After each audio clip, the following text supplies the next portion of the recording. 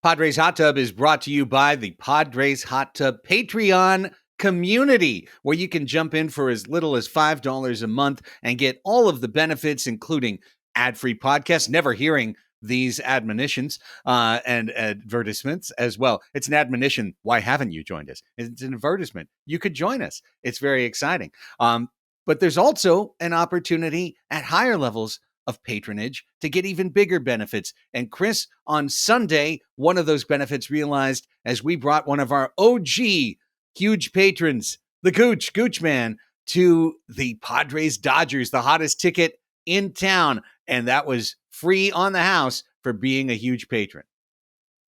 There's the ticket marketplace, not to say that you won't get invited to a game to share a seat with me and sit next to Craig, like our good buddy Gooch did. But if that's not in the cards, you can find tickets all the time on our Discord, Ticket Marketplace. You can go to Discord. You can talk about the game as we watch it with our watch party.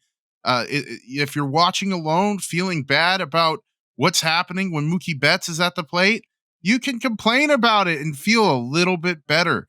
I also want to say that we've started to have a little bit of a baseball card enthusiast community hatching there on Discord, and that's a lot of fun. So we appreciate all the folks who support us greatly. This is why we're able to do it, and I just want to say thank you for that. Absolutely. And whatever level you're at, you are deeply appreciated, whether you want to get the elite type perks such as Padres-Dodgers or the coveted Padres Hot Tub blanket, whether you want to get the t-shirt and jump to the front of the line of all of our live shows, or whether you just want to be a part of those live shows, be a lurker on the Discord and get all of our free shows. There's a level for you. Find that level. Go to patreon.com/Padres Hot Tub. That's patreon.com/Padres Hot Tub.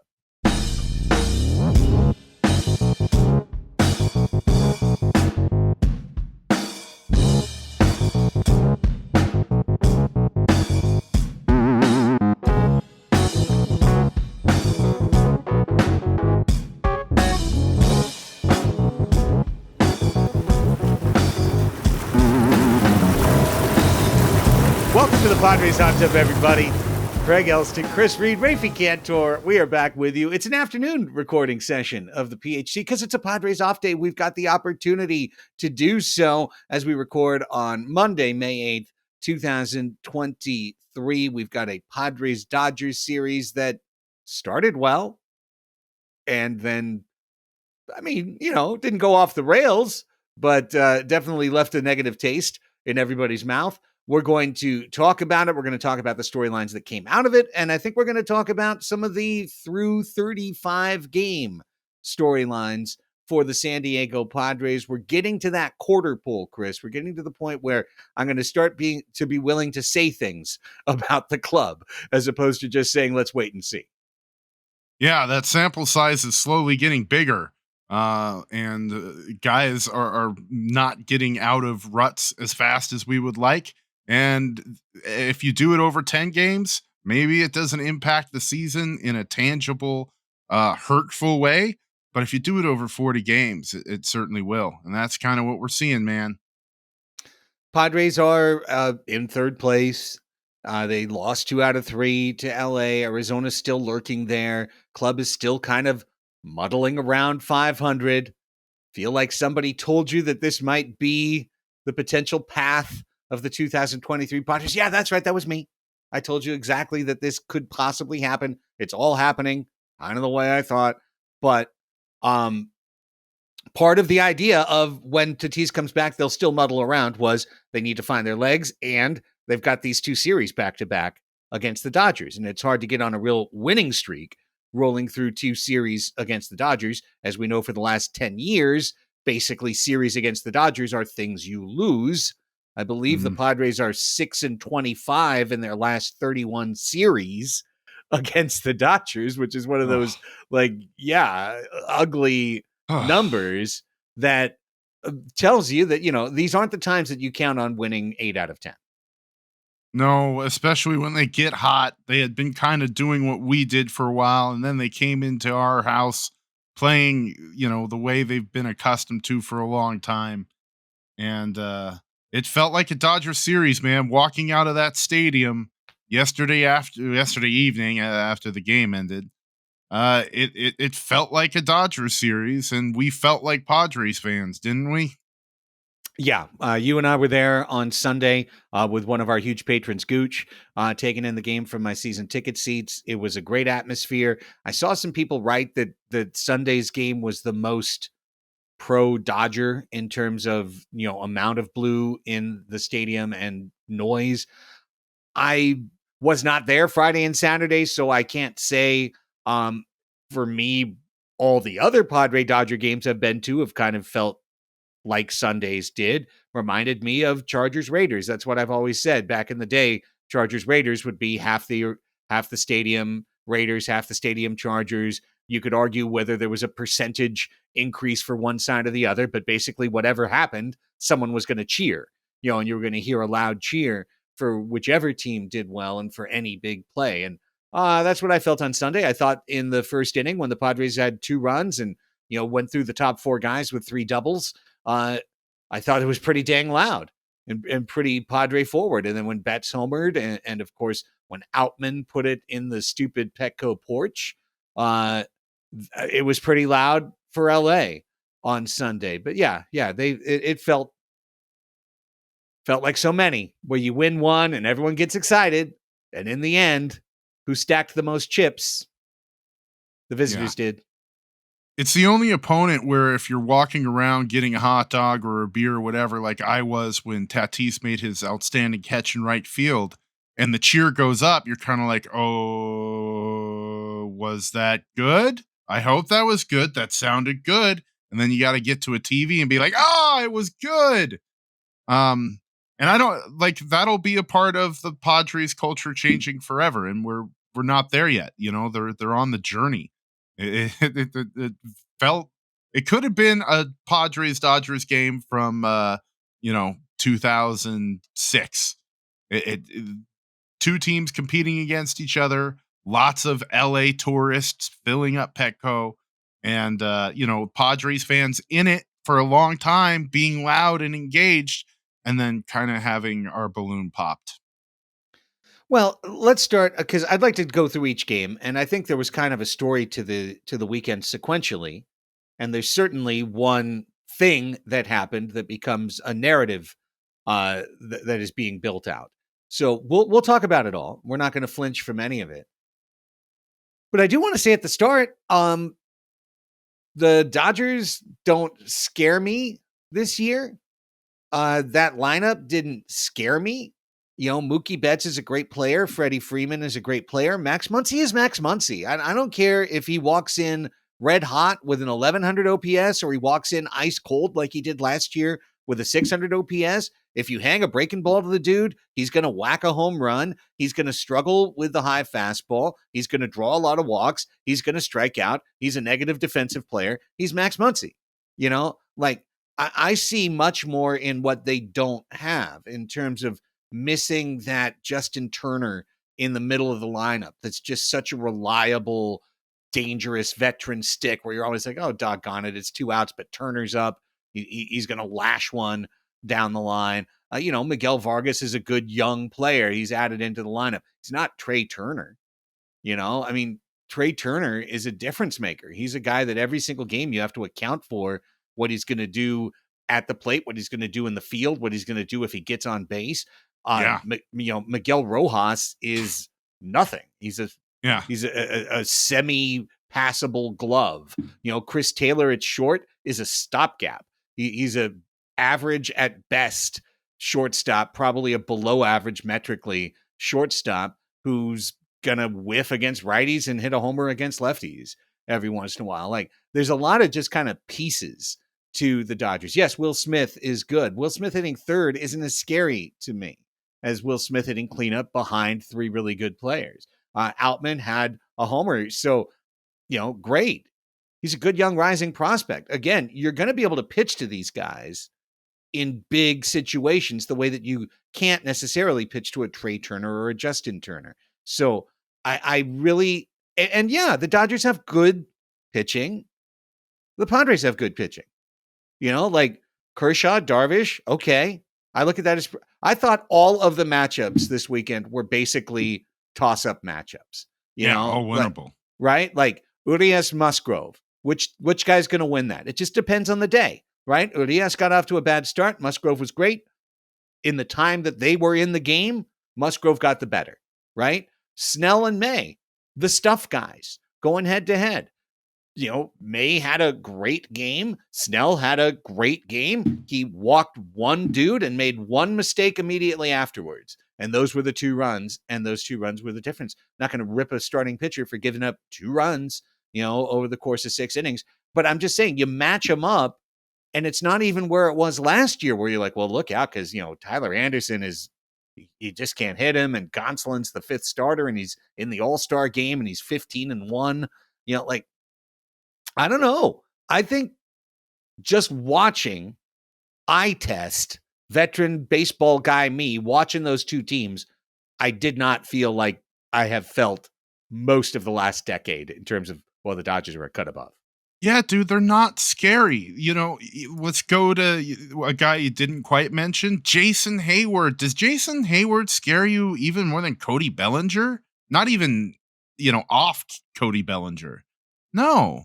Like the Dodgers have had a little bit of an exodus of talent. They're hoping to fill it up with some young guys and some projects. And having watched David Peralta come up, having watched Miggy Rojas pinch hit for the Dodgers, I feel fine about the matchup going forward this year. What I don't feel great about is the intangibles. The Dodgers still have that little magic. They still have their guys positioned where the Padres are hitting their hardest hit balls. Padres Sunday were the vast majority of the players on the hard hit ball leaderboard, but there were always friggin' Dodgers there. I don't want to go back to last year's talking points of like maybe the Padres aren't hiring enough analysts and having enough coaches, but it sucks when the Dodgers, who are kind of renowned throughout the league for having this little voodoo in their analytics and the intangible department, that still shows up. That I don't want to say I'm scared of it, but it's frustrating to see them continue to be at this really high standard and we kind of haven't caught up on those little things.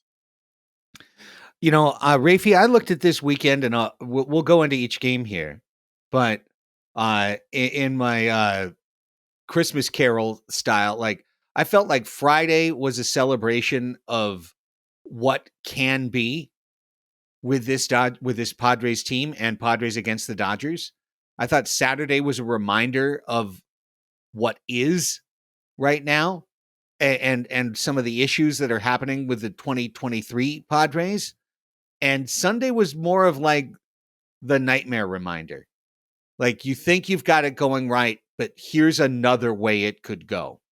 And that other way, the way that just fuels some of the negative talk, even in our Discord, of like, the Dodgers aren't even hitting on all cylinders, and they're 3 games up on you, and they've won 8 out of 9, and they just took 2 out of 3 from you, and there's room to improve, and they've got a chance to get better. You've got a chance to get better, but they've got a chance to get better too.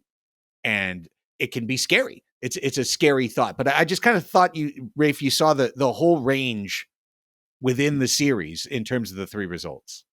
Yeah, but I also think a lot of what you just said, maybe not all of it, but some of what you just said, you could also say about the Padres, about like a team that's not firing on all cylinders, and it's early on in the season, and what happens when they get hot, and et cetera, et cetera. I just wanted to point out, there were 2 games in the series that someone won 5-2. Padres got Yeah. one, the Dodgers got one. The other one was a 2-1, pitchers duel. Basically Blake Snell throws a gem. He gives up 1 hit. That hit's a 2-run home run. And, the Padres don't have the offensive response to it. So I didn't get the feeling. And by the way, this is something you said on Friday when we did our group therapy, Craig, was like, basically, unless there's a sweep, there's not really much we can take away from the series of like one team being better than the other. And I think that that's true. One thing I did want to point out, one of the underrated aspects of last year's teams is that we were really good in extra inning games and really good in 1-run games. Last year, We were 12-5 in extra innings. And in 1-run games, the Padres last year were 30-17. Like, you take that every time. And what are, a 638 win-loss percentage on what are basically coin flips. So you'll take that. This year so far, we are 3-5 in 1-run games, and we are 0-3 in extra innings. So, especially those extra inning games with a runner on second base, like that's as kind of coin flippy as you can get in baseball, where you're just like, okay, we can get the runner over, blah, blah, blah, blah. And, if those 3 games flip the other way, this team's 21-14, which is what the Dodgers record is right now. So, like, I don't think that there is, I don't want to make this a course in like how to lie with statistics and be like, we should feel good and we should feel great. No, I'm turning into Billy Bean, where like I'm like in the weight room or something during games. Like, I can't watch. Like, it's like starting to become like a really difficult experience watching games when the offense doesn't perform at the level that you're expecting. But I also don't think that, if you were to go to some corners of Twitter or our Discord or anything, like it would make it seem like we're the St. Louis Cardinals right now, who are a good team who are actually bad. You know what I mean? Like, a good team who is actually terrible, and I think 13 or 14 games under 500 right now, and like justifiably should be freaking out. Whereas, like, we're 3 games back. It's May 8th. And like a couple games go different, and we're feeling very different about this team right now. So I just think healthy perspective. And also, like, the thing that's most exciting to me about this reduced season series and everything like that, like, we're gonna have to come and take it from the Dodgers. Like we're gonna have to take it from them and beat them, because they are not going to give up control of this division easily, and that's gonna make it taste all the sweeter when we eventually do that, hopefully. So let's go. Looking at Friday, again, big time party atmosphere. City Connects never looked brighter, popping with Fernando Tatis Jr. circling the bases, hitting a couple of home runs. The celebration mood was jovial. The team had just taken 2 out of 3 from Cincinnati on the heels of the 2-game sweep down in San Francisco. The sombrero was out. The crowd was going absolutely wild. Darvish was dominant. The victory formula bullpen came through flying colors, locked things down at the end. Padres defense was terrific once again. Hidden within that game was the fact that the Padres loaded the bases back-to-back in the 7th and 8th inning and came away with nada, and continued their season-long struggles with runners in scoring position. That would become the determining factor the next 2 nights. On Friday, the Padres got the 5 runs because they got the homers, because Tatis was able to clout balls out of the yard. They got the runs to cover their RISP woes. They didn't get the power the next 2 games, and their RISP woes were front and center as they were unable to get runners, especially Tatis, of course, in Saturday night, home from second base with nobody out and from third base with 1 out, with the best players on the team all lined up 1, 2, 3 in a row. We saw the same thing, by the way, in the second game of the Red Series. Best team, best players lined up 1, 2, 3 in a row and knocked down 1, 2, 3 in a row. So, Chris, when I say Saturday was that reminder, there it was. The runners in scoring position woes are continuing to loom. It's something that you say it's going to even out. Things will even out over time. It probably will. But for now, this team is ranked 29th in the league, batting with runners in scoring position. Yeah, only the friggin' Detroit Tigers are worst.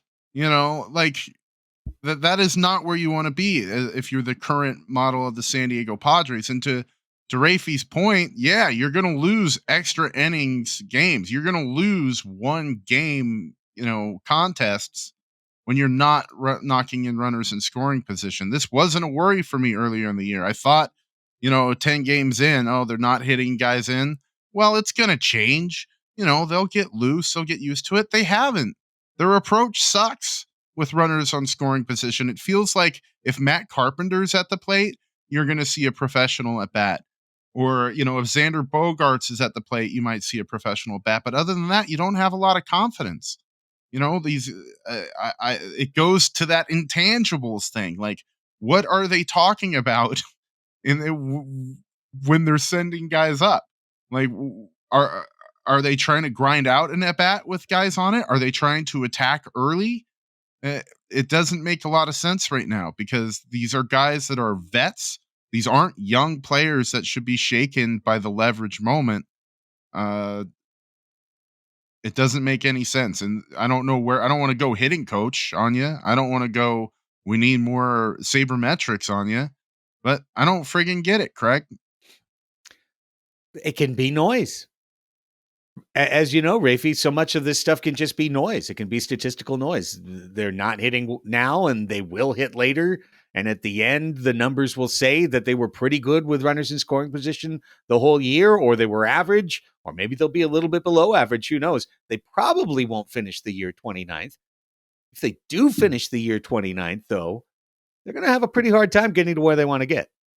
Yeah, I tend to think when people talk about there's like a certain voodoo or magic or like with the St. Louis Cardinals, it's always like St. Louis Cardinals devil magic. Like that's the phrase that's used around them. Like I think in when anyone's referencing something in short term, that tends to just be flukes, short term sample size. But if something seems to have like voodoo or magic over the long term, I guarantee you it's some sort of coaching or some sort of analytical side of things or even just down to the manager. Yeah, process. It's just something that we can't see that they put in organizationally because over sample time that stuff tends to work out. So again, it's May 8th. I think when we get to the All-Star break and we'll see what this team is doing offensively, I think we'll be able to have a pretty good judge of whether or not they had just had a small, short, slow start, or there was just a complete failure to launch. And then some bigger questions will have to be asked. Just carrying to Sunday, it's a very similar story to Saturday. The difference being that you're playing from ahead instead of playing from a run behind. Padres were killing it in that first inning. And I know, Chris, that you and I and Gooch, we all thought that Soto's ball that he hit was gone. Like off the bat, it truly looked like it was going to be gone, and it being caught was a little bit of a shocker. And that it went to left center was encouraging at the time. And you felt like, okay, this is something we're looking forward to. And I distinctly remember as it seemed like the Padres were knocking Urias around, looking us kind of like collectively looking up and noticing that he was like 6 batters into the first inning on 16 pitches. Yeah. And that basically the Padres had hit every first pitch. He was efficiently bad. Right. And honestly, right at that moment, I was kind of like, uh-oh, because he wasn't really struggling. He was just giving up some hits.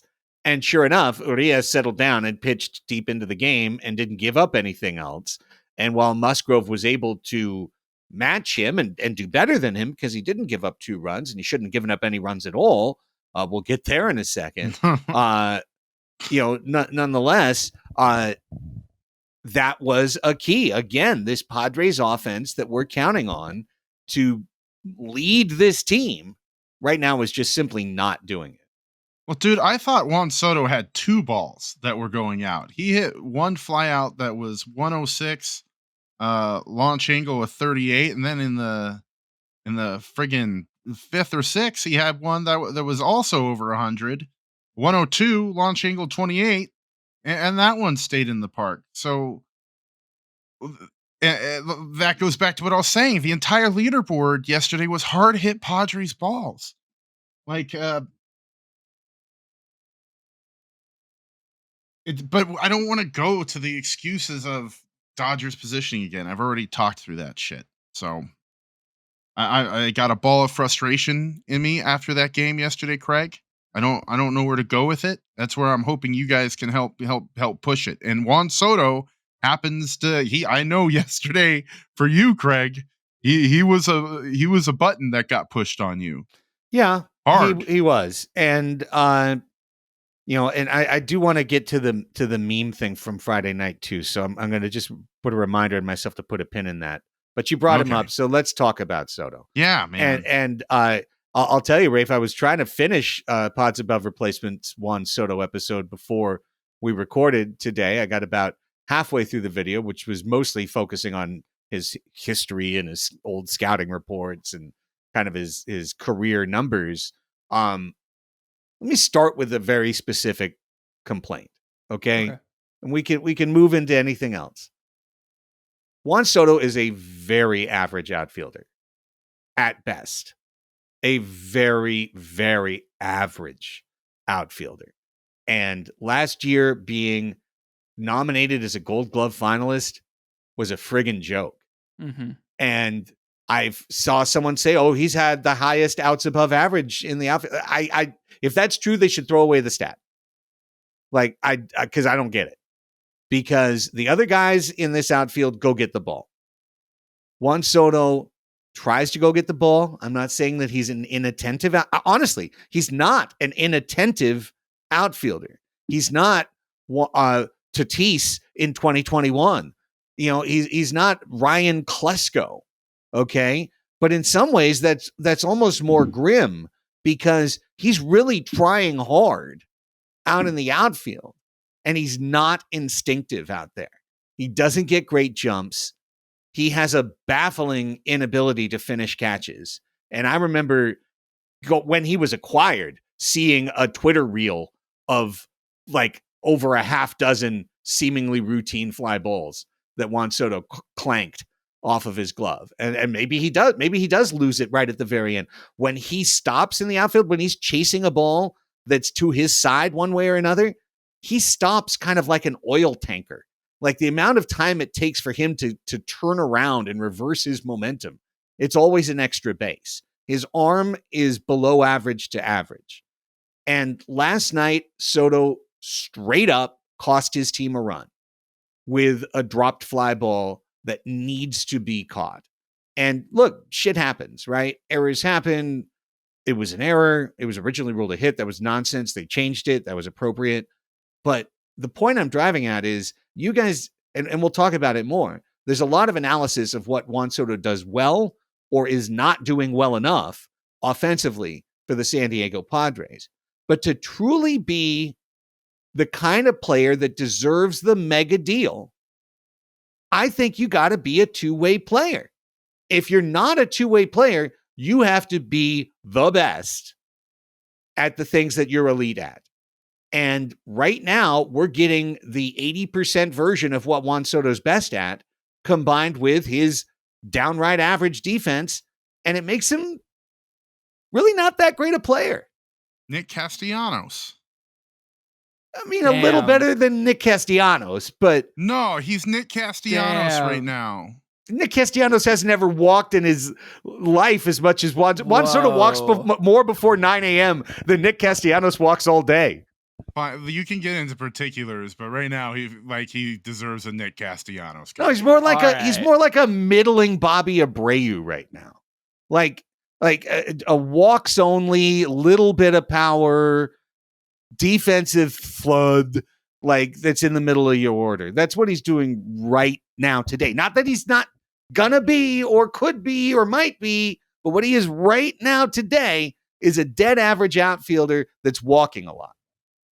Yeah. Well, so first of all, when you finish the episode, we talk about his defense towards the end and basically come to a similar conclusion about, the mega contract, which is like, can you give someone $500 million if they're not providing you any defensive value? So first on his defense historically, do you remember when we signed Eric Hosmer? I know we've tried to forget it. Who's that? But there was that thing of like, he only hits in every other year. And It's like, like in odd years, he's great.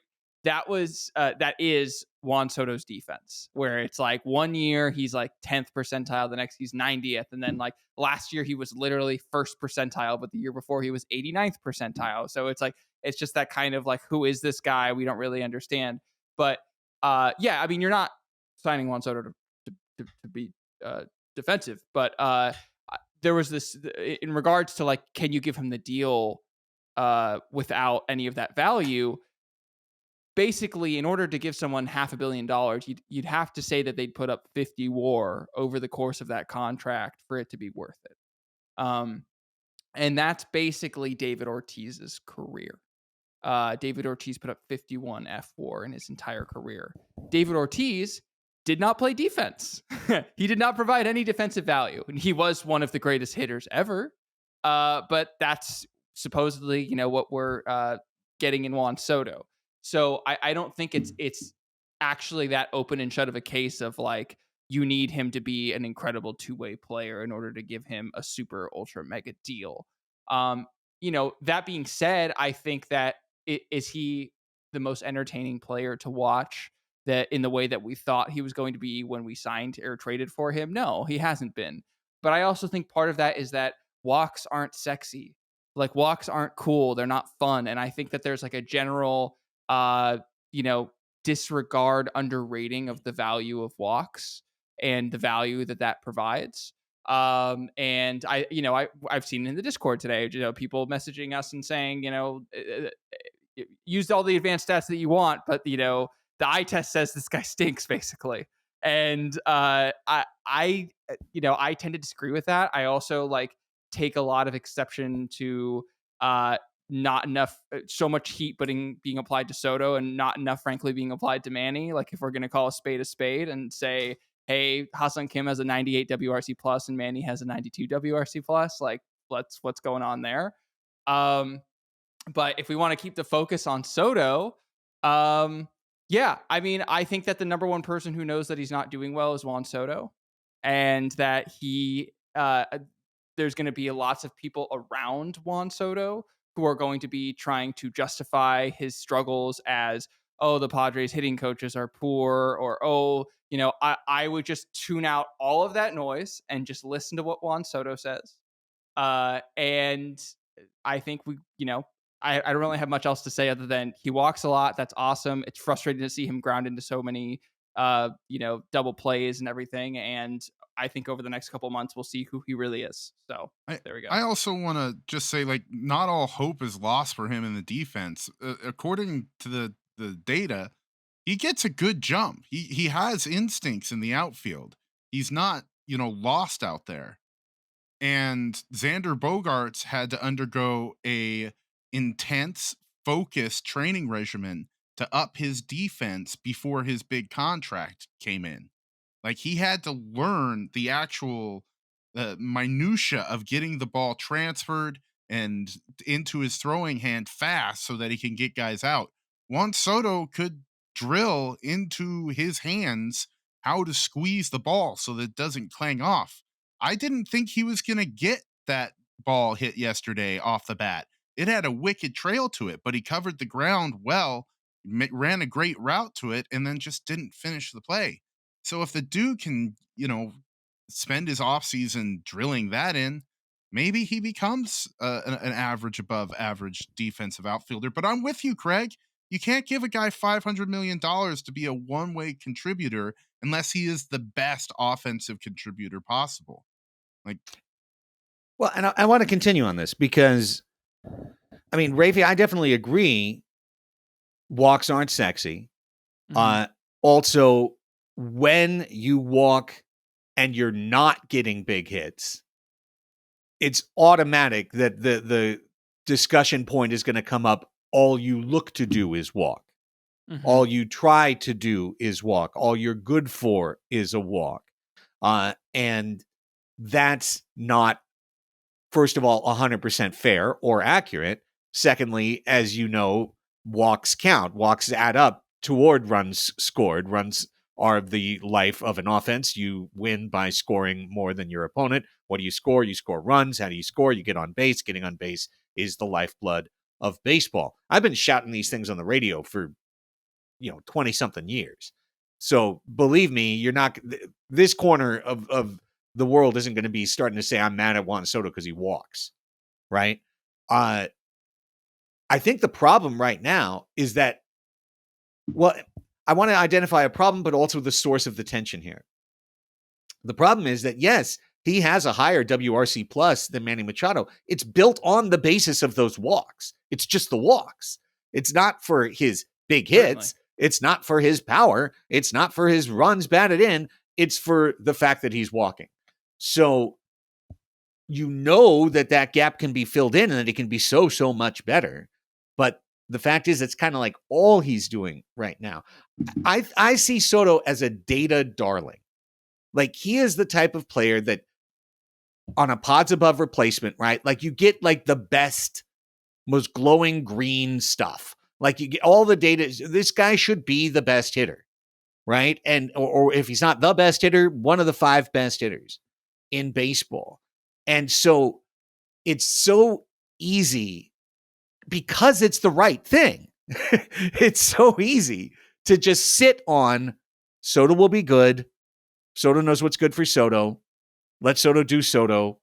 Cheer him when he comes to the plate. Hope he does well. And if he doesn't do well, hope he does well the next time. Right? Like, it's an easy position. It's the correct position. But that is built against the tension of Padre fans were invigorated by the trade of all trades to get a quote unquote generational talent, the best hitter since Ted Williams, Tony Gwynn with pop, all of the things we heard, all of the things we exulted. And in a half season plus now of Major League Baseball with the Padres uniform, he hasn't been that. He's been walks with average defense. Yeah, I mean, and like you said, like on a pods above replacement from a data darling, I think we're having 2 separate conversations. And there's one conversation which is, what is Juan Soto's value? And there's one conversation which is, what is the entertainment value of watching Juan Soto? How does it feel to watch Juan Soto? And I think those, and I'm not going to fight you on that. Like, it's a really frustrating experience. I would say, is he helping them win games right now? I would say he is. I would say he is. When it lines up, he is, but not generational talent wise. He's not doing it by himself. It doesn't feel like he is. Like, that's the thing. That's why I'm saying I think we're having 2 separate conversations. He has a and again, I'm gonna keep pulling out stats, and it's gonna keep being frustrating because it's 2 different conversations. Because Juan Soto's WRC plus is 130. Manny Machado's, and this is the worst he's ever been. This is the worst he's ever been. He's a 130 WRC plus. Manny Machado's career WRC plus is 123. Okay, so Right. in his worst floor year, he's better than Manny Machado's career WRC plus. So like. And when you hear that, it breaks your brain because you're like, why is this so frustrating? Why is this so annoying? Because he's hitting 220 right now, and that's painful. That's really painful to watch someone come up to the plate and not get base hits. So it's I just think it's 2 different conversations. Do I think, by the way, that Juan Soto should get a $500,000 or $500 million contract based on the way he's playing now? No. And by the way, do I think that the Padres should be seeking to sign him sign an extension before he hits free agency? Right now, I would say no, because like what bonus are we going to get? What value are we going to save on giving that extension early? If that's the money he wants anyway, and that's the asking price that's going to be happening in 2 years' time anyway. Why would we sign that deal early when right now he's not producing to that level? Sure, I'm with you guys on that. Let's wait until the offseason when he's a free agent, have him go out on the open market. And the other question also becomes, like, if we're going to give Juan Soto $500 million, and he ends up going elsewhere, are we still going to spend that money we were going to give him? Like, that's the other question that I have about like the value of Juan Soto over the long term is like, are we still going to be committed to spending the same funds to bring in other people if Juan Soto doesn't end up signing with the team? Because there's some value in the sense that Juan Soto provides like kind of a committed, like we're going after this guy and he's going to bring this value back to us that maybe in a vague, a 3 starter and a reliever and a, outfielder kind of way that you would be spending instead. It doesn't feel the same as having, quote unquote, the next Ted Williams. So there's a lot of feelings around this, is what I'm trying to say. And it's 2 kind of different conversations. Well, now let me get from feelings to maybe something more hardcore. And like you said, I didn't get to see the last 20 minutes. So I hope maybe you've got an entire 5-minute presentation on this. But I'm also going to do this tying back because I'm just the more of like historical, been here, done that baseball guy, to the player that to me offensively is what you're dreaming of when you talk about Juan Soto. And that is the greatest offensive player in the 21st century, Barry Bonds. Now, at this point, recording this in 2023, there are plenty of people listening or watching this show that didn't actually watch Barry Bonds in the height of his career. Want to talk about scary? Mm-hmm. Absolutely. And guess what?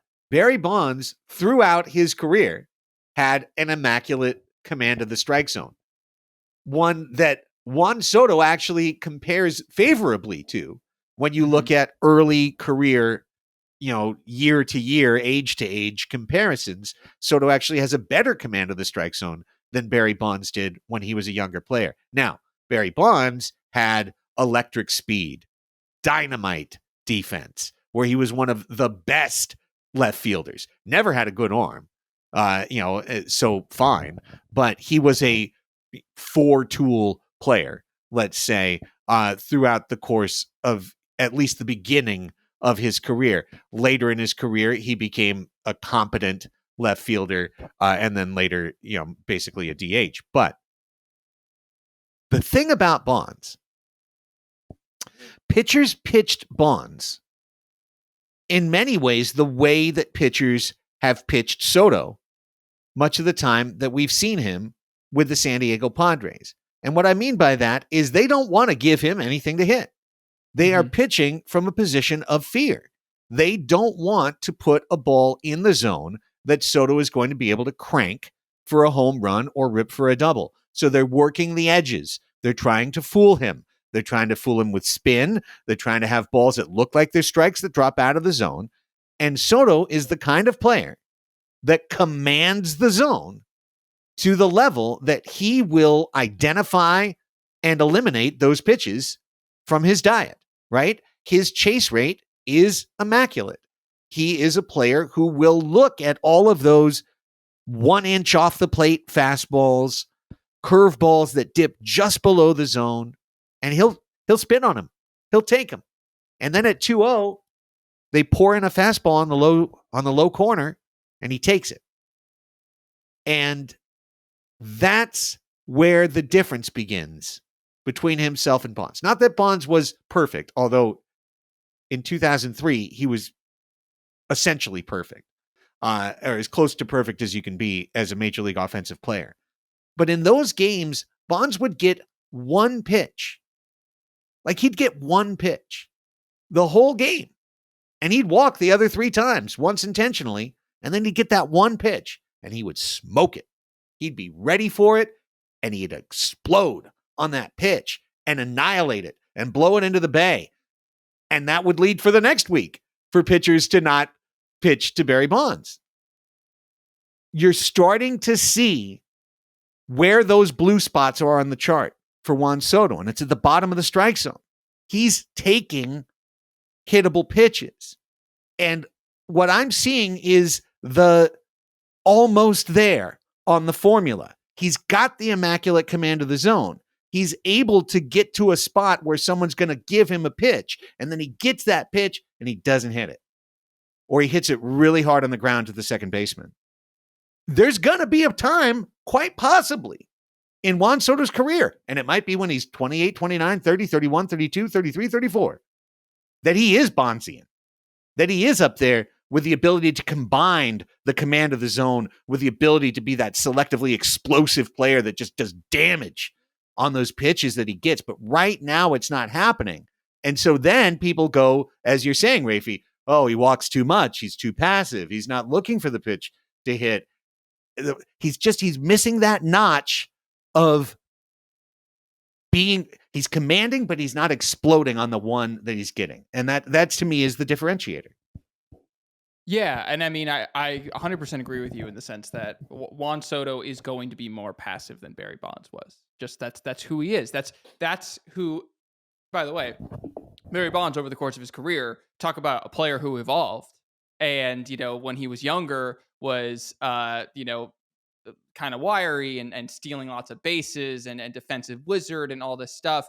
And then by the end of his career, I mean, I had to pull up Barry Bonds' Fangraphs page because I was so curious and In 2004, he had a 37.6% walk rate.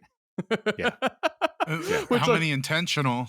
well, Probably like 100, I'd yeah. have to, a lot. I mean, but putting all that aside, I mean, it's just it's insane. It's like truly like it's mind numbing looking at his stats page.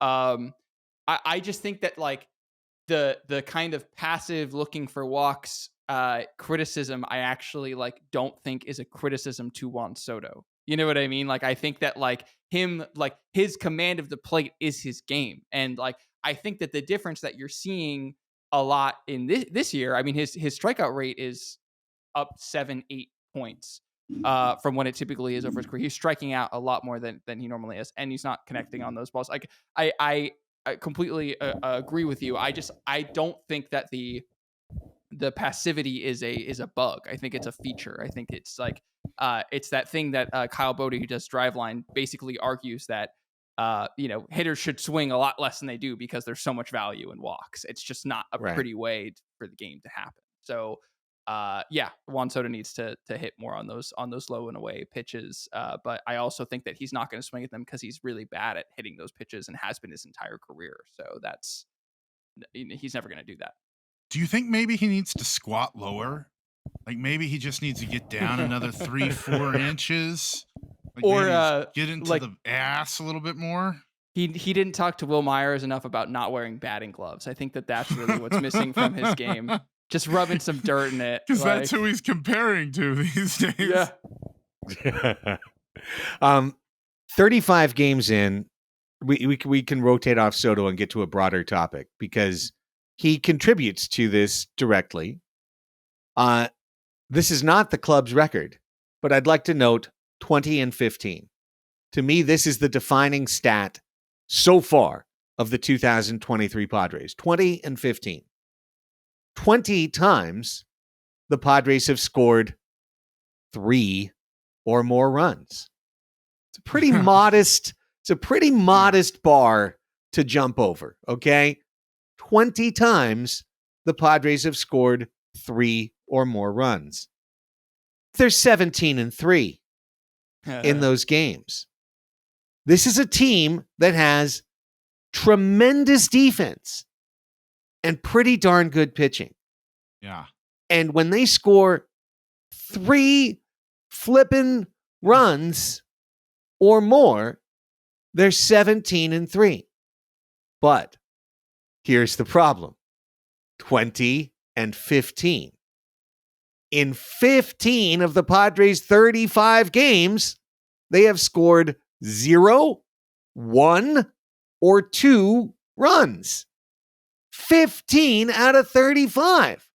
And in those 15 games, the Padres are an unsurprising 1-14. And they were trying to get to make it 2-13 last night, and they got within 1 out of doing it, and they didn't.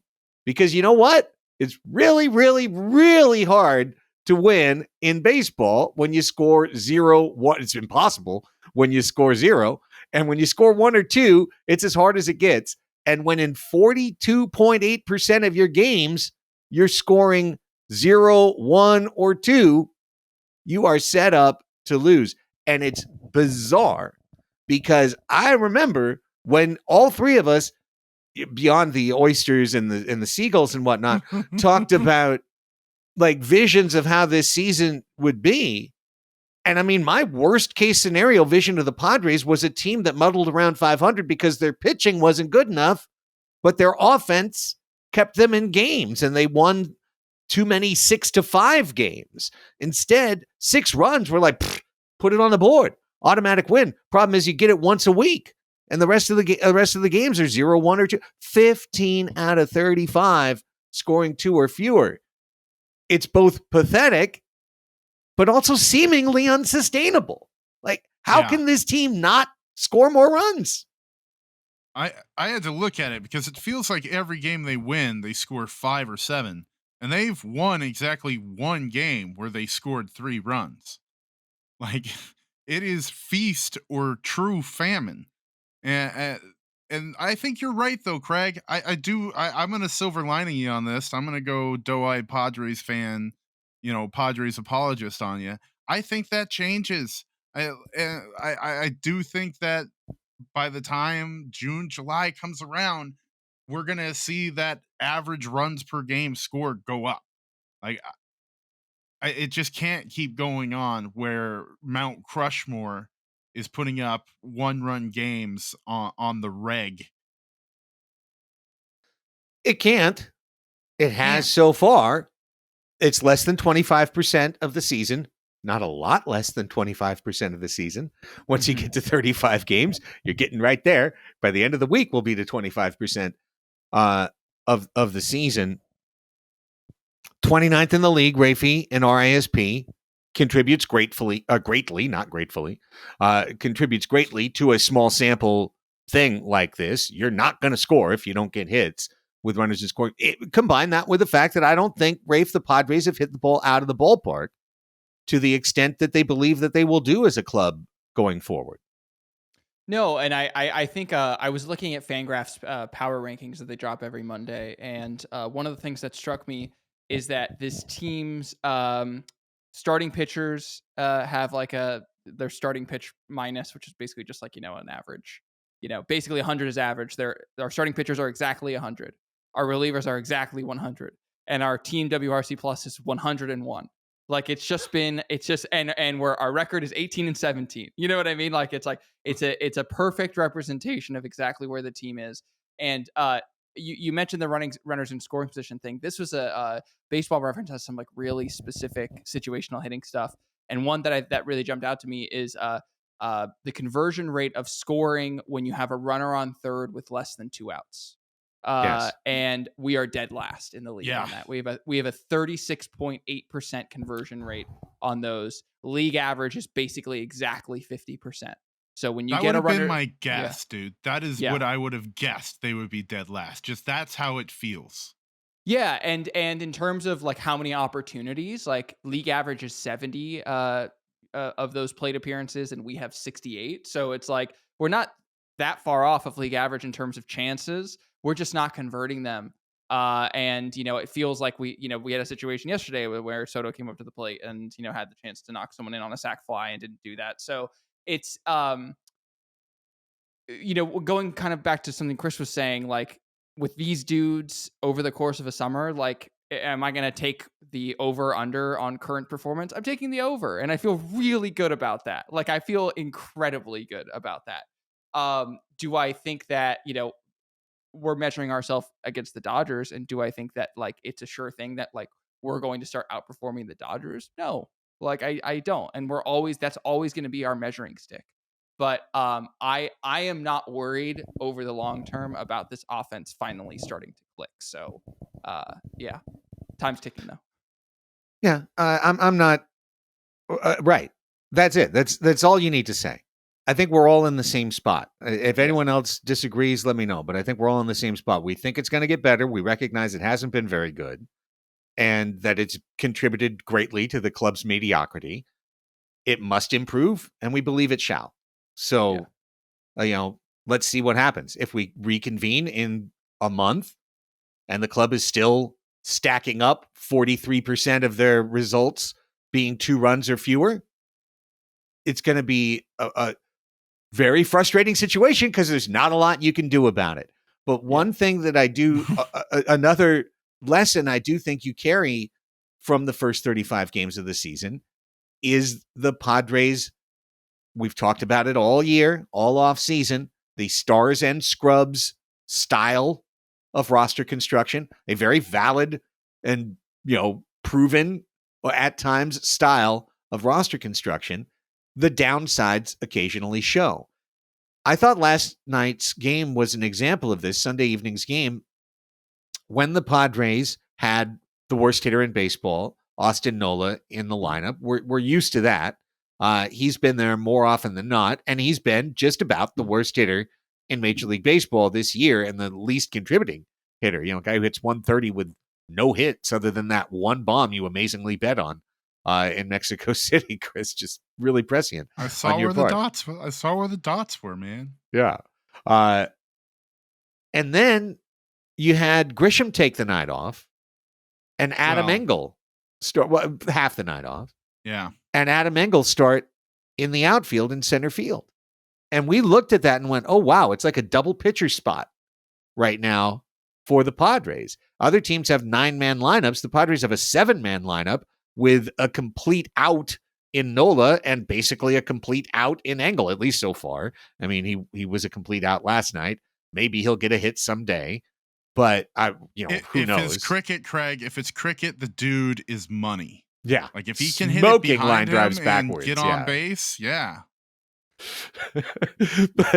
Which I believe was a riff I had in the stands yesterday. Yeah. So, it's revisiting another topic because it's that same topic we keep hammering on. The catching situation's bad. Brett Sullivan's our best catcher. That's bad. Luis Camposano isn't here. That's bad. And as long as it's going to be this bad, one more dead spot in the lineup, all of a sudden you become a little bit pitchable in terms of, unless your top of the order is absolutely cranking, having 2 auto outs at the bottom of the order, or it's going to make it a lot easier for your team to be held to 2 or fewer runs. Well, let me pose this to you, Craig. We're here in May. We're 2.5 months away from the trade deadline. You know, the kind of where we've both landed is like, this is the team. This is where it's going to be. Does it have to be? Like, can you survive in September with 135, 160 in 8 and 9? If Trent Grisham, my man, the dude who I think rests a lot of this team's success in its current iteration, if he keeps regressing back to last year, is center field safe for him? Or do you have to get another corner bat and let Tatis roam center field? Like, what moves can they make? They've got 3 guys locked in on contracts. They've got Juan Soto, who's kind of locked in on reputation. Yeah, you can't trade him right now. If if this team is what it is in July, you can't win a World Series with them. Well, I think we identified it last week, right, Rafe? We got to trade for Yasmani Grandal. A double-A prospect for Yasmani Grandal and $17 million, so that you're paying Grandal $1 million to be your catcher the rest of the season. You give them a double-A prospect. The White Sox pay the bill. He bats 9th and puts his. You want to talk about a guy with empty on base? All he does is walk. Well, it's not so bad if your catcher, instead of hitting 140 with no power and no on base, at least hits 170 with a 330 on base because he's walking all the time at the bottom of your order. Well, so Craig, you talked about this before, and Chris, you were just mentioning this. Like, this team is pretty locked in. Like, there's not a lot of things, because like, even if you were to play the insane hypothetical of that I've seen in comment sections of like, we got to trade Juan Soto, you know what I mean? Like, what are you gonna put there though? Like, what are you replacing that with? And like, there's nothing that you can replace. Like, I don't care. There's literally nothing that you could put there that's better. And that's the case for a lot of spots on our in our lineup. The one of the fungible spots in our lineup that we can change if it weren't for just simple stubbornness is catcher. Austin Nola right now has a 44 WRC plus. I shuddered. Madison Bumgarner, I'm pretty sure, had a higher career WRC plus. We talked about that in the catcher episode. Austin Hedges, his worst WRC plus in a full season as a Padre was 48. So we have Austin Hedges with none of the defensive prowess. It's the we have Austin Hedges at home sort of thing. Yeah. I'm gonna start needing trigger warnings for Austin Nola metrics, man. That one actually hurt me a little bit. Yeah. Again, it's like, when we're looking at this team, it's a pretty locked in team. Where are the places around the margin you can improve? Catcher is one of them. It's not going to shock me if we trade for a reliever. We kind of glossed over this a little bit, but like, we should give a shout out to the starting pitchers. They've been like really consistent, and specifically Blake Snell has been the victim of like really shit show offensive performances. Like, I can't imagine. I think he has like 5 or 6 losses at this point, and a lot of them are like on pretty good games. But just that stat you were throwing out there, Craig, about the 20 and 15, like that to me also, it tells the tale of like, yes, we need to score runs, but also that our pitching has been keeping us in all of these games.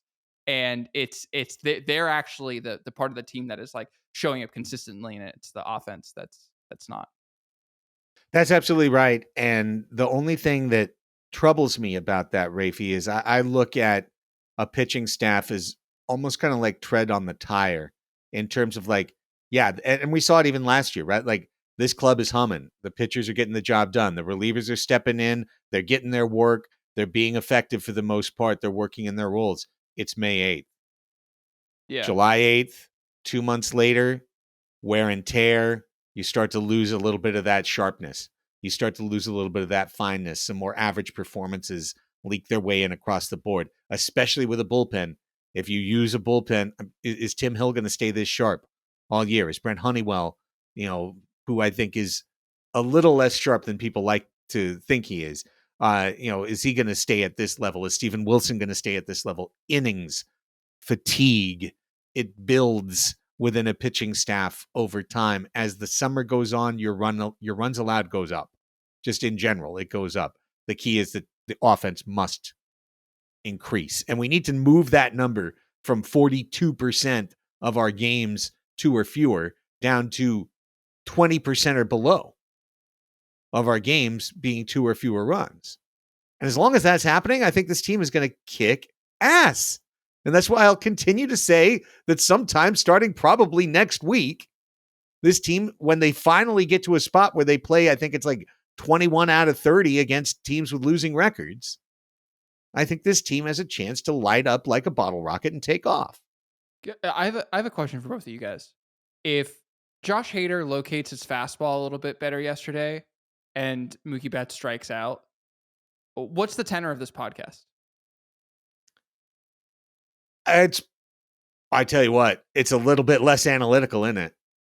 There's a lot more feels of we've taken a step forward. We took this series. Now let's see what happens next week.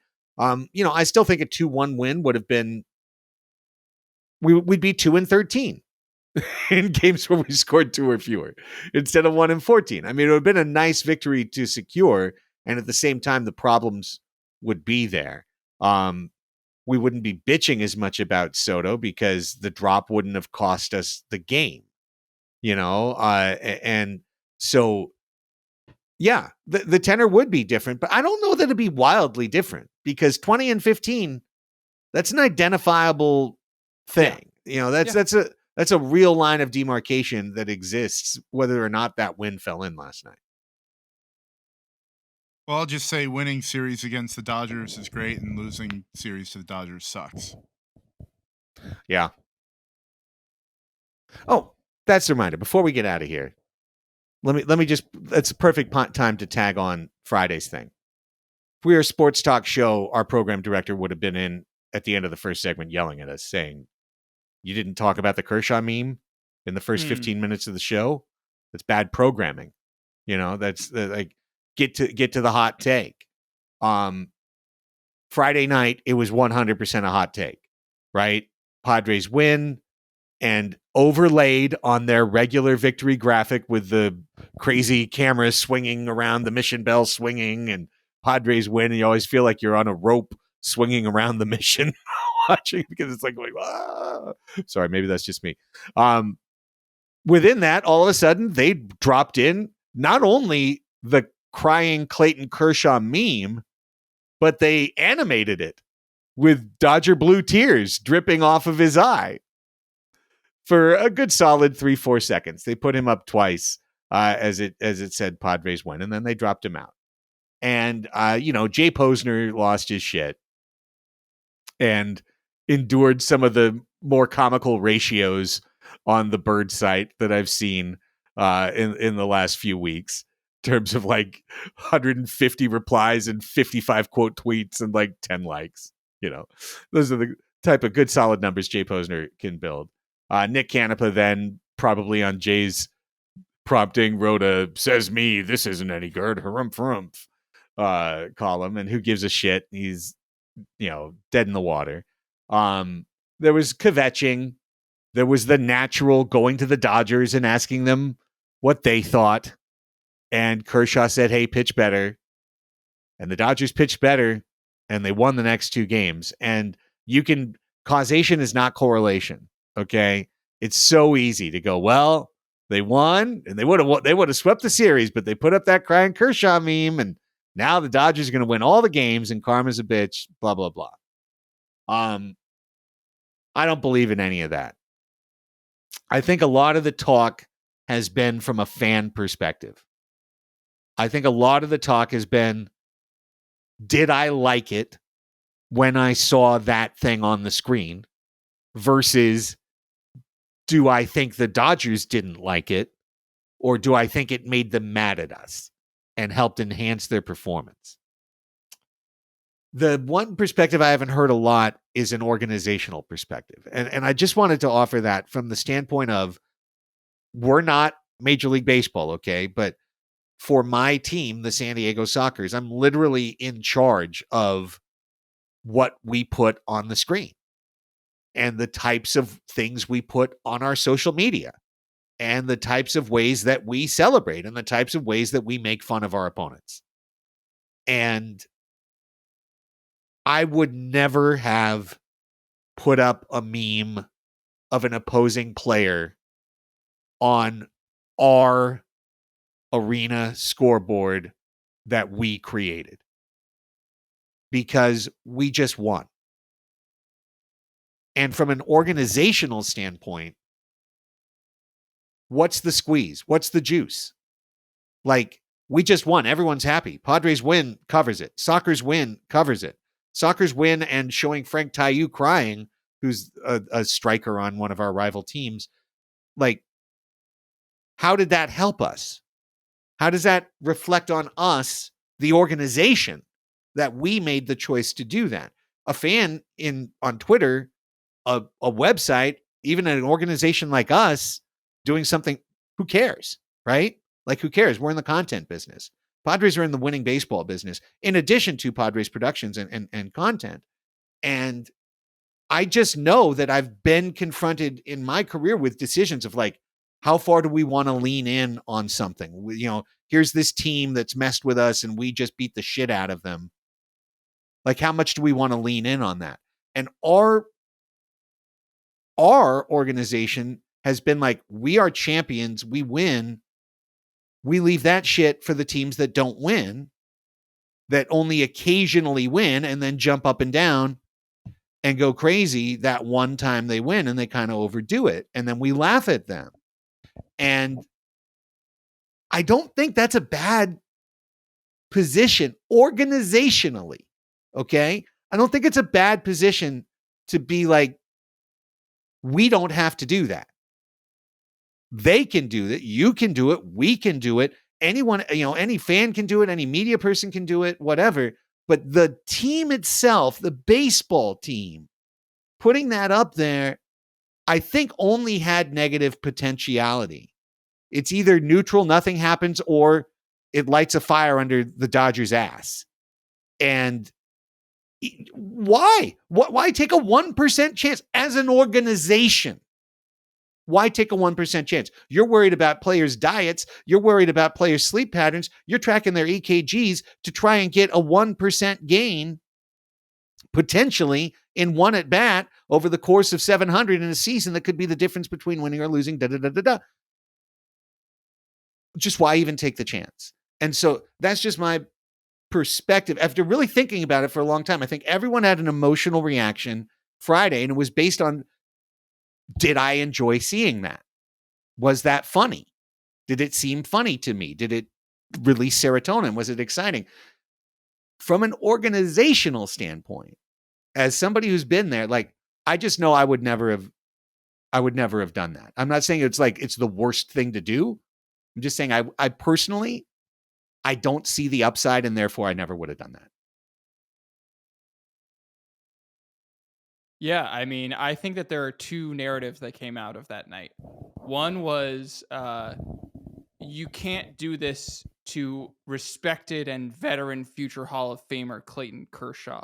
Right. And then there's the perspective that you gave, Craig, which is like, what is actually to be gained. And I think that like you shouldn't do this to Kershaw narrative is bullshit. Like that's like who Right. cares? I think like say the quiet part out loud. It's like this like veteran, older white guy, sort of like respected player. There's like a lot of coded stuff in there that's like, hey, you can't do this to him. You can't do this to Clayton Kershaw. And it's like he said it himself. He's just got to pitch better. Like that's the sort of thing. But like you're saying, Craig, that from an organizational standpoint, it reeks of that narrative that I hate when we play into it, which is the big brother, little brother narrative. It really Like does, though. it's the like, oh, we got what we got a punch in the nose on Friday night. And so now we're like, standing over them and being like, what's up? What's up? What's up? And it's like, there's that whole, there's a lot of a Venn diagram overlap between the anti Kershaw meme and the anti Pinata crowd. I think it was basically a circle if you if you looked at it. Yeah. And so I tend to zag anywhere that crowd is zigging.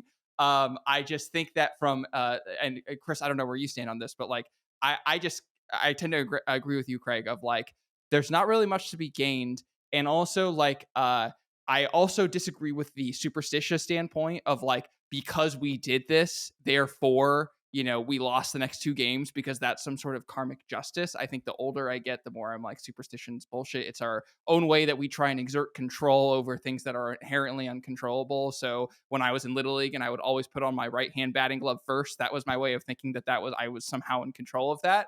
But I do think that vibes are sort of something that become a little bit holistic. And I think that like the vibes can be kind of a little bit out of whack. And I don't know how different that is from superstition, but I think like you now are in the position where you have to back that up because you made the choice to do that. It's not about like we did this and therefore karmically this is going to happen. It's no, we did this and therefore now we have to back it up. And that just puts us in a weird position. Does that make sense? It does. I just find myself not caring. I'm not into meme culture. Like I don't speak it. I'm not part of that. So like it just doesn't matter to me. And I don't think it matters from a player perspective. We talked about a fan perspective and an organizational perspective. I don't think the players care at all. They're going home. They're gonna show up tomorrow and play regardless. James Outman's gonna hit the ball where he fucking hits it, no matter what memes the scoreboards use. I think it's it's interesting. You talk about the pinata thing, or is it okay for players to celebrate home runs now? It's just part of baseball's culture shifting from an old dinosaur brained way that they had to play the game, like Tim Flannery had to play the game to survive within it, to a more fun, I think a healthier, less toxic uh, form of competition. And I know there's these old guys who grew up and raised to be tough and be men, and it rubs them the wrong way to see kids play the game this way. But they're all kids, man. I'm 38 years old. I realize that Nelson Cruz gets talked about as a dinosaur, and I would have went to high school with Nelson Cruz. I wouldn't have went to high school with any of these people. They might not have been in elementary school when I was in high school. Fernando Tatis Jr. wasn't in the K through 12 when I was graduating. So like, I'm just happy to watch the kids play, and that includes the kids playing with the scoreboard, man. Let them go for it. And look, I think it's easy to conflate these two things. And for example, Tim Flannery, and you brought that up. Tim Flannery, the morning after Friday, he put up a couple of tweets basically saying like, with a picture, the picture that he had was Fernando with a sombrero on his head outside the dugout doing the dance where he's spinning his arms. Right. And just paraphrasing, he basically said like, there are a lot of veteran pitchers that will put one in a guy's ribs or hit him in the wrist for doing this type of thing. And I sure hope that doesn't happen to Fernando. And it sounded like really shitty concern trolling that almost sounded like a coded threat. Like if you keep doing this, you're going to suffer physically for it. Yeah, you'll suffer an injury. Yeah. And he's doing it in the way of, well, I hope that doesn't happen, but it's again, that's the concern trolley way of putting it out there. I think that is a different discussion from pinatas. which is another different discussion from and to take that from that to a scoreboard meme. And it's easy, like I said, to throw them all in the same bucket. They all are related, but they're not all the same. And in this particular case, the difference is the players celebrate inside the clubhouse with a piñata party, right? Now, Padres allow their social media person to be in there with an iPhone and shoot the whole thing, and they choose to put it up after the game. So they put us all in the clubhouse in their piñata party with them. And it's fun, and I hope it stays fun. You can make it a nuanced discussion about how high do you want to go as a team when you win a couple games in April compared to trying to get through 6 months being the best team, and whether the eye of the tiger, blah, blah, blah. It's a different discussion that could be nuanced, and you could say, I'm 2% upset about this, and I think it's 98% okay. I think 100% it's okay to celebrate because every team in the league now has something, some prop or stage or photograph or something, Viking helmet, samurai helmet, something, trident, fishing pole, right? They've all got something. And that's a separate discussion as well that the players do for themselves, as opposed to what does an organization, an internal, a front office do with their media to provoke an opponent. And generally, I'm just saying, generally, the rule of thumb in pro sports is the front office does nothing to provoke the other opponent. The players can do whatever they want. Fans can do whatever they want. The front office doesn't do anything, because why would you give a player one chance to be like, we would have won that game, but fucking Jeff Prott put up a meme and now we lost, and fuck you, Jeff. You know, and no offense to Jeff Prott, who is up there in charge, and I don't know if he made the meme, but you see what I'm saying? I feel like it's three different things. Well, if Jeff had that much power, he would make a lot more money. Like, that's the thing in the situations that I think that, like, when people are like, oh, because you did this, like, when I say that because, we got a lot of crap because we would have post-game shows, and like the first 3 or 4 times we did it, it was like we lost that game, and people were like, I can't believe it. I'm like, we would be making way more money if we had that much control of right. that. But we're just chilling here on a Monday afternoon talking about the Padres. Like, it's just like, that's not how this sort of stuff works. So I take a lot of issue, clearly, by how animated I'm getting about this, about like these things, like there A happens, therefore B happens. And it's like, it's just not how it works. It just means that, like, you are now putting yourself in a position where you have to defend that you did this, and it's just extra and it's not necessary. So that's it. Yeah. I see your perspective, Craig, and it's utterly unique, and it's because of the work you do and the career you've chosen and the long career you've had. I want to see games moving more towards meme culture in their presentation? My taste, probably not. I'd probably prefer it. We were a classy organization, so to speak. But at the end of the day, I just don't think it affects the baseball that much, and that's what I'm here for, baby. You know, I'll go to 4 games this year, and one of them's going to be at Dodger Stadium, and if they put up any Nando on a Harley memes, I'll be sure to report back. I would laugh. That would be hilarious. I mean, like, they really should. Yeah. At this point, they should. We're owed one. Have you guys seen the Celine Dion music video for All Coming Back to Me Now? No. Okay, this song has a great story. It's actually done by Meatloaf's longtime producer, but I digress. In the beginning, to set the story for the long lost love, it's a guy on a motorcycle, and he wipes out sliding into like power lines, and there's a gigantic explosion. So if they put Nando's face this is free content you're giving them, Chris. Yeah, right? I am. Like, let's go ahead and balance the karmic scales. Right. Like, and my reaction will be the exact same. Yeah. And like, make it super jib jabby. So first he's riding and it's like really happy face. He's like, and then he starts wiping out and it turns into like, oh no. I would love that. And then just to see Nando put another one on top of the pavilion. Just like put it through the scoreboard at that point. he's gonna do that regardless, no matter what Exactly. they put up there. Yeah. I appreciate the fatalism of that. Nothing we do really matters. Guys, look at the biggest black hole in the galaxy. There's a cool little graphic for how giant it is compared to Earth, and you're not going to care about scoreboard memes. You're going to care about Soto not friggin' chasing, not being aggressive on 3-2. That's what you're going to care The about. black hole Things that matter. will swallow us all. We are nothing but specks in the universe. We're all going to die. Eat at Arby's. Don't watch baseball. It's stupid. You should not watch it. But please do enjoy the Padres Hot Tub. Thank you for your patronage.